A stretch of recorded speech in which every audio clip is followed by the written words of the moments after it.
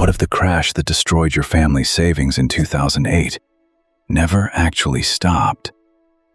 What if they just moved it somewhere you could not see and tripled it right now? Underneath every bank account, every pension fund, every retirement plan on Earth, there is a market worth $700 trillion. 700 trillion. The entire world economy produces 100 trillion a year. This market is 7 times that, and it runs almost completely in the dark. In 2003, Warren Buffett looked directly at this market and called it financial weapons of mass destruction. Nobody listened. 5 years later, a small corner of it detonated. The world lost $10 trillion in 1 year. You remember what that felt like. Here is what they never told you. Since 2008, that market has tripled in size.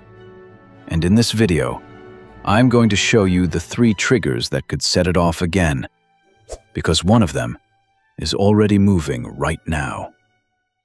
$700 trillion. Your brain is going to try to skip past that number. Do not let it. The US government spends $6 trillion a year. This market is larger than 100 years of the entire federal budget. Every stock market on Earth combined, New York, London, Tokyo, Shanghai, totals about 110 trillion. This market is 6 times that. This is the largest pool of financial contracts ever assembled in human history, and almost none of the people whose money sits inside it have ever heard of it. So what is it, and how did it get this big? A derivative is a bet on the future value of something you do not own. A farmer bets on next year's wheat price. A bank bets on whether a loan will default. A hedge fund bets on whether an interest rate will move. None of them own the underlying asset. They own a contract tied to it.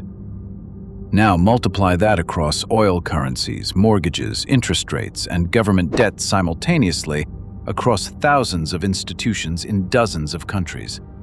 Every single contract in that web is connected.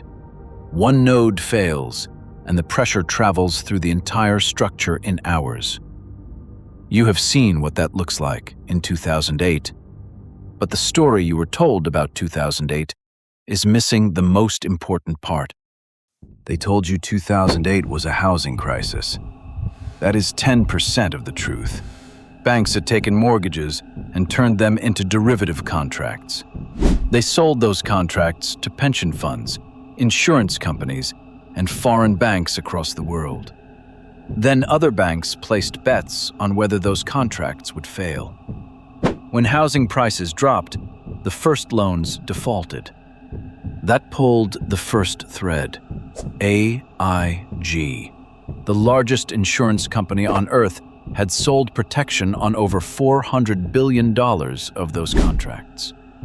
When they started failing, AIG owed money it did not have to institutions it could not count. Faster than any human could track, the US government had 72 hours to act before the global banking system froze permanently. 72 hours. The only reason the system survived is because the government still had tools powerful enough to stop it.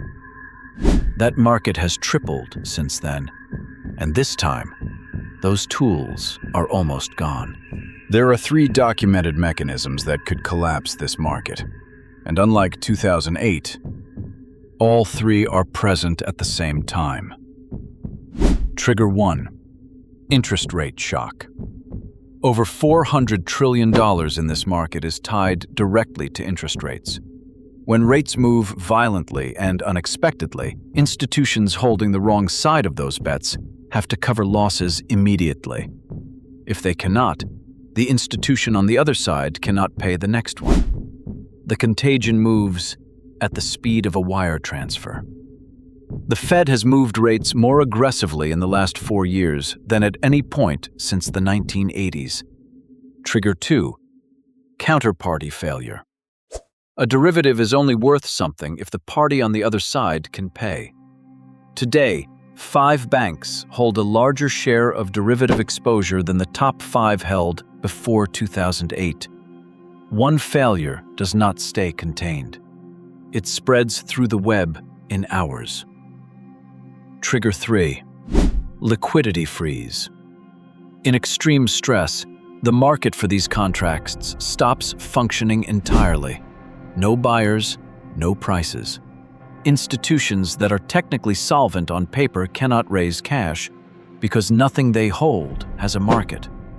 This is what almost ended the system in September 2008. Not the losses, the freeze. All 3 of these conditions exist right now, simultaneously. And here is why this time is different from 2008. In 2008, the Fed cut rates from 5% to 0. That space is gone. In 2008, the Fed expanded its balance sheet from $900 billion to $4 trillion. That balance sheet is already at $7 trillion today, stretched from every intervention since. The fire department saved the building in 2008. They used almost all the water doing it. And since then, the building has tripled in size. The people managing your money know this. They just need you not to. You now know something most people on Earth do not know.